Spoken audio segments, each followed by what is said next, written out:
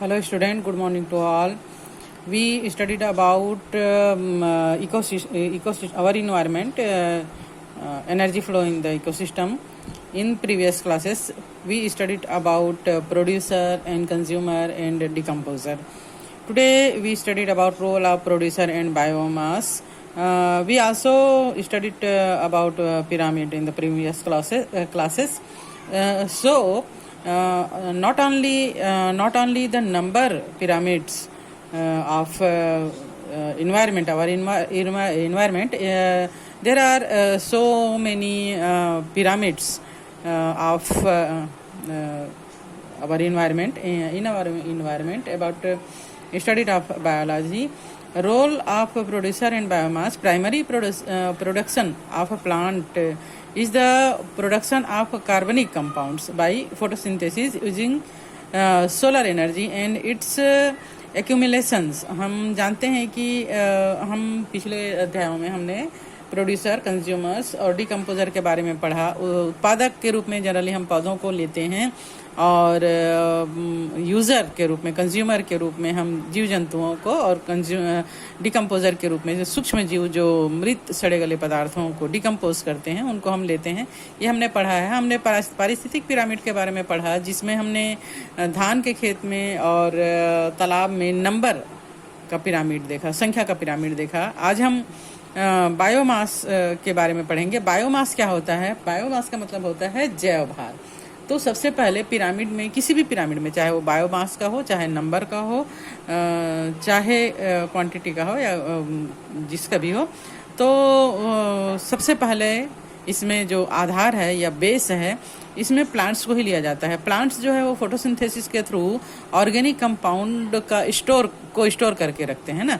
तो फोटोसिंथेसिस हम जानते हैं कि सोलर एनर्जी के प्रेजेंस में प्लांट्स अपना फूड खुद प्रिपेयर करते हैं, भोजन खुद बनाते हैं. ये क्रिया जो है वो फोटोसिंथेसिस कहलाती है. तो एक्चुअली जो है वो प्राइमरी प्रोड्यूसर में फोटोसिंथेसिस के थ्रू फूड जो है वो स्टोर होके रहता है बाकी सभी जीवों के लिए. तो इस प्रकार अगर हम किसी स्थान का, किसी प्लेस का पिरामिड बायोमास का बनाना चाहें तो सबसे पहले आएगा प्रोड्यूसर. यानी अगर हम एक राइस फील्ड में बायोमास का स्टडी कर रहे हैं तो वहाँ पर जितने भी फोटोसिंथेसिस करने वाले प्लांट्स हैं उनका जो वेट है, उनका जो भार है, वही प्रोड्यूसर का बायोमास कहलाता है. The sum total of weight of plants often by drying and taking dry weight taken as a particular time presents the total primary productivity of that area. ठीक है, उस एरिया की जितनी टोटल प्रोडक्टिविटी है, चाहे वो धान सूख गया हो या सूखने की स्टेज में है या हरा भरा है, वही उसका प्रोड्यूसर का बायोमास कहलाता है. In most ecosystem this is the biomass of the first trophic level or then of producer. तो मैक्सिमम जो इकोसिस्टम होता है उसमें प्रोड्यूसर जो है उसका बायोमास फर्स्ट लेवल पे होता है. बायोमास में be calculated in this manner for the other trophic level by estimating weight of organisms presence at availability of food at each tropic level does not necessarily depend on the pyramid of number that also on the pyramid of biomass. हर स्तर पर कितना भोजन उपलब्ध है, ये केवल पौधों या जीवों की संख्या के पिरामिड से ही नहीं बल्कि वहाँ के जैव भार के पिरामिड से भी पता किया जा सकता है. मैंने कहा ना कि पिरामिड जो है केवल नंबर या संख्या का नहीं होता है, बायोमास का भी होता है, एनर्जी का भी होता है. उसका भी हम पिरामिड किसी इन्वायरमेंट में बना सकते हैं, किसी इकोसिस्टम में बना सकते हैं. तो the pyramid of numbers of a forest and that of rice farm are different. Do you think their pyramids of biomass would also be different?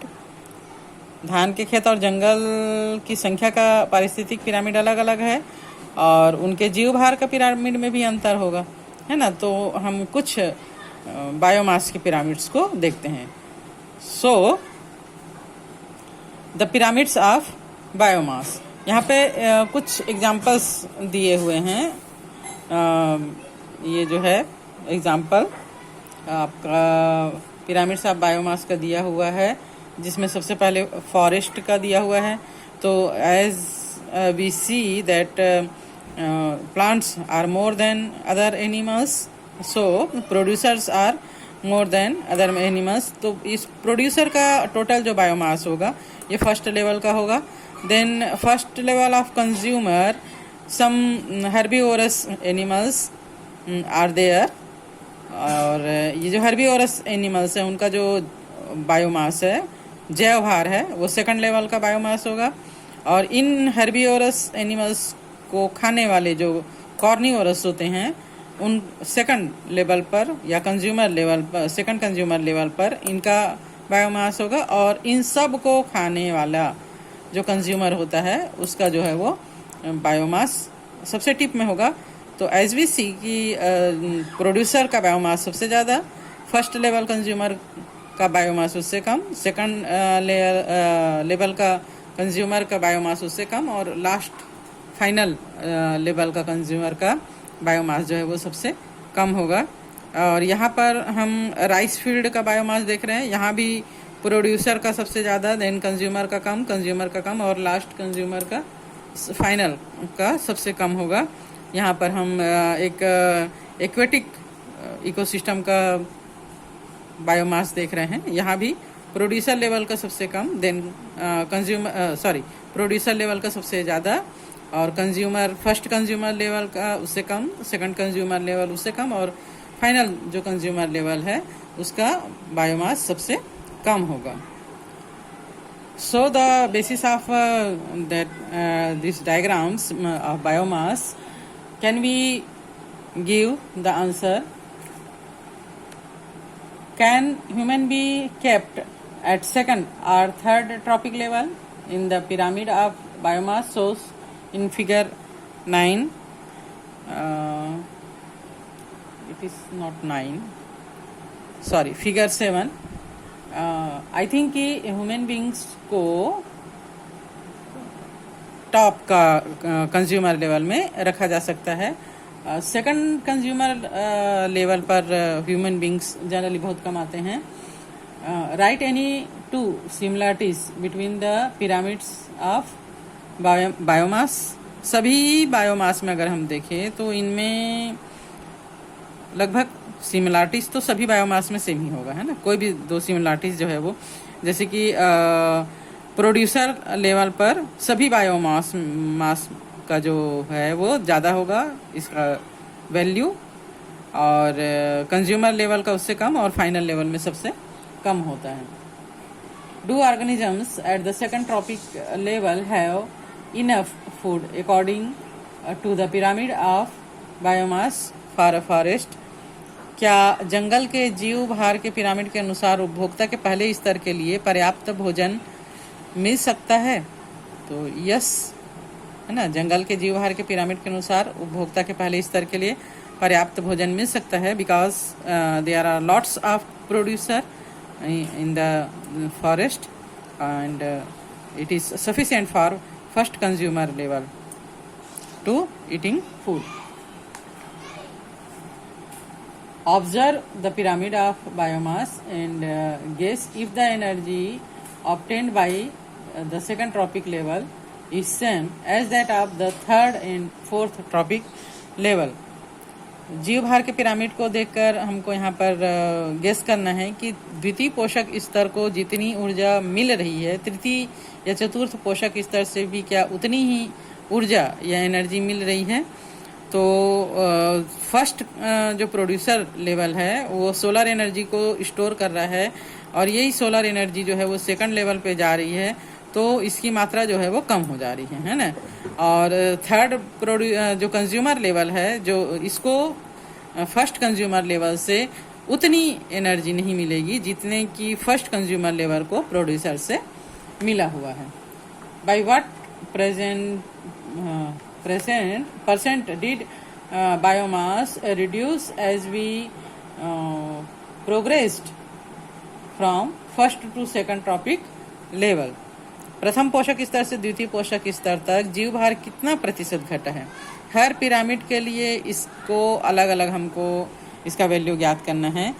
First trophic level पर यहाँ पर प्रोड्यूसर यानी प्लांट्स हैं सभी में, तो यहाँ पर सोलर एनर्जी जो है वो फूड के रूप में बहुत ज़्यादा है, और जब इसको फर्स्ट कंज्यूमर लेवल अचीव करता है तो इसकी जो क्वांटिटी है वो कम हो जाती है। देन सेकंड लेवल में ये फिर से कम, और लास्ट लेवल में ये सबसे कम हो जाती है। दैट मीन्स ये कि सभी लेवल पर, ट्रॉपिक लेवल पर जो बायोमास है वो एक्चुअली सोलर एनर्जी का ही भाग है, एक पार्ट है, जिसे प्लांट्स ने यानी प्रोड्यूसर ने स्टोर करके रखा है थ्रू फोटोसिंथेसिस के, है ना। तो so the second topic is energy flow through trophic level. यहाँ पर हमने इसके पहले भी आपको बताया कि it is very difficult to find out the amount of energy at each tropic level. We thus usually presume biomass as a basis to find out the energy at each tropic level. Thus, let us find out the percentage of biomass available from first to next and further on to get an idea of the probable amount of energy that might also the available from one level to another. Follow this process of estimation of energy. There are several instances where even less biomass may produce energy equivalent to a lot of biomass. प्रत्येक पोषक स्तर को जो energy मिलता है दूसरे पोषक स्तर को, प्रत्येक पोषक स्तर से मिलने वाला जो एनर्जी होता है, जो कि एक्चुअली सोलर एनर्जी होता है, जो प्रोड्यूसर ने अचीव करके रखा है, स्टोर करके रखा है, वो जब दूसरे पोषक स्तर में जाता है तो उसका एक्चुअल कैलकुलेशन करना कि एक बार में कितना एनर्जी फ्लो सेकंड लेवल में हुआ है, ये तो बहुत मुश्किल है। फिर भी अगर हम एनर्जी फ्लो को देखें पिरामिड का, तो सामान्यतः पौधों में प्राप्त होने वाला जो सौर ऊर्जा का लगभग 1% भाग ही जा पाता है। जैसे फॉर एग्जांपल के लिए यहाँ पर प्रोड्यूसर ने टोटल जो सोलर एनर्जी का जितना भी भाग हमारे अर्थ पे आ रहा है, उसका केवल 1% भाग ही इन प्रोड्यूसर के द्वारा यूज किया जा रहा है।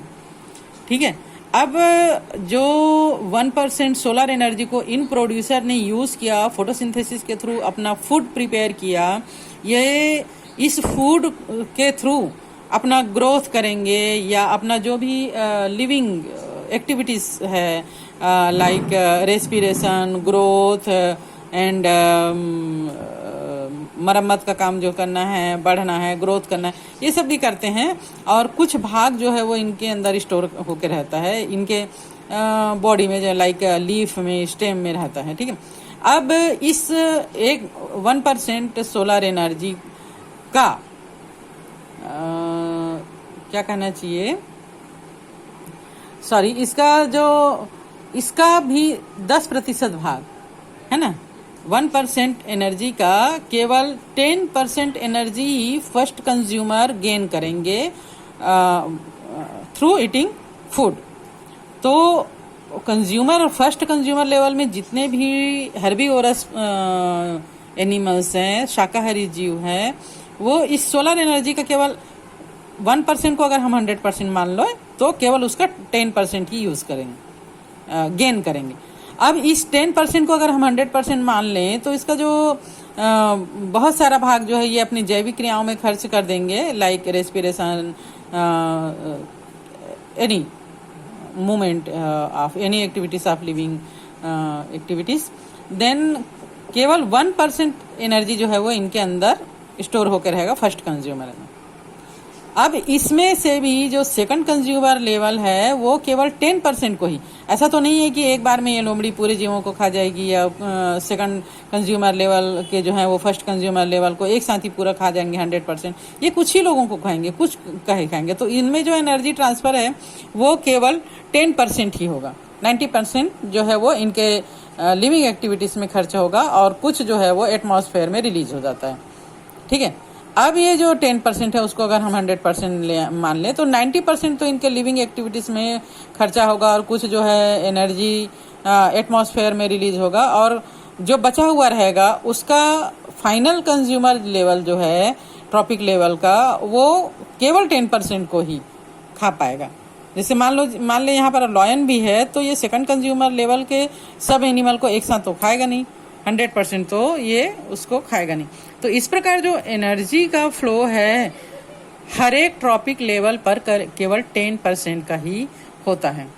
इसे ही लॉ ऑफ 10% ऑफ एनर्जी कहा जाता है। ठीक है, plant can convert nearly 1% of solar energy to that stored in bond of chemical compounds authorized synthesized by the process of photosynthesis. Of this, only 10% means 0.1% of solar energy is available for organism of the next tropic level. Only a 10% of their these again in converted to biomass at the second tropic level and available to those of the third tropic level. Thus, efficiency of energy conversion at each tropic level is 10%.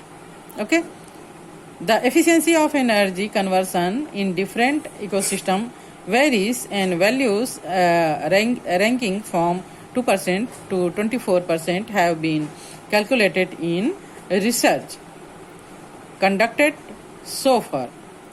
Some amounts of energy in plants is used to carry out its life process, while some is expended into the environment.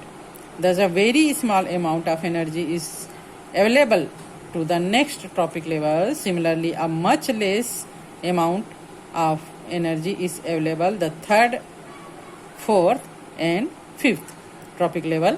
Thus, the base of all energy pyramids, starting with producer at the first tropic level, is broadcast. So, such pyramids are never inverted.